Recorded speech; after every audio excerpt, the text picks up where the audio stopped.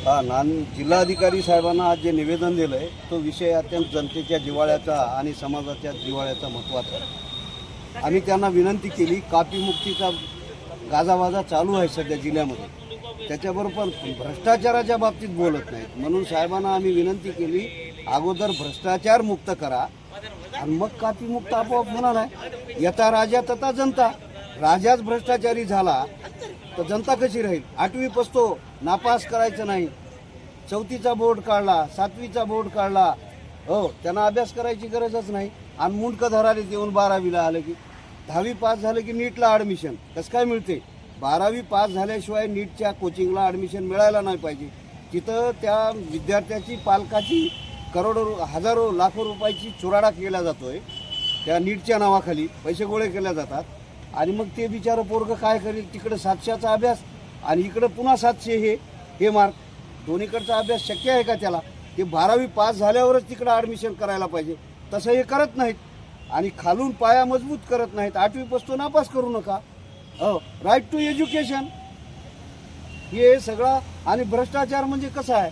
पुरे माळ उकरून आणाले, उत्खनन, वाळू गरिबाला मिळत नाही, झोपडं बांधायला आणि घर बांधायला मंजूर झालं तर निसर्गानं तयार केलेली फुकट, काही सरकारच्या प्रयत्नामधून तयार झालेली गोष्ट नाही, तिथे मिळत नाही, त्याच्यावर हल्ले होतात, वाळू माफिया तयार होतात। आणि कालच नगरपालिकेत 10,000ला मत, बोटावर शाही, तेवढीच लोकशाही, काळाधन काढलं का कोणी? मग एवढे भ्रष्टाचार कुठून आला? म्हणजे 95% लोकांकडे 5% पैसा आणि 5% लोकांकडे 95% पैसा। ज्याच्या घरात पैशाचा ढीग जळाला, केस नाही होत, मध्ये जात नाही, तुमच्या आमच्या घरात होऊ द्या। निवेदनामध्ये काय विषय दिलेला आहे? हेच विषय दिलेले आहेत, यथा राजा तथा प्रजा विषय हो का इथं आहे, वाचून दाखवू थोडक्यात। आपल्या अध्यक्षतेखाली कापीमुक्तीचा मोठा गाजावाजा चालू आहे। कापी ठीक आहे, परंतु कापी करण्यासाठी शासन जबाबदार आहे, याबद्दल कधी चिंतन केले का?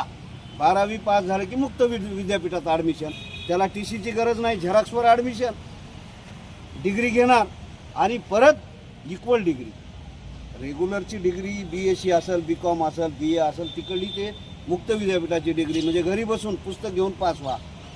काय चालू आहे हे? नंगानाथ तसं यांनीच केलं आहे, गुणवत्ता तर सरकारनं घसरली, याला जबाबदार शासन आहे, म्हणून आधी शासनाचं डोकं ताळ्यावर आलं पाहिजे, विद्यार्थ्याचा आपोआप ताळ्यावर येईल। विद्यार्थ्याच्या मागं लागून कोणी आत्महत्या करील, उगं तितकं मागं लागायची गरज नाही, कोणापाशी घेवलंही नाही तर त्याचं सेंटर रद्द, पर्यवेक्षक गेलाय, चढचढ कापालेत परीक्षेला यायला, आणि 2-4 तालुक्यातच काय आमचे पर्यवेक्षक बदललेत, शाळेवरचा माणूस ठेवला नाही आणि बाकी तालुक्यात नाही।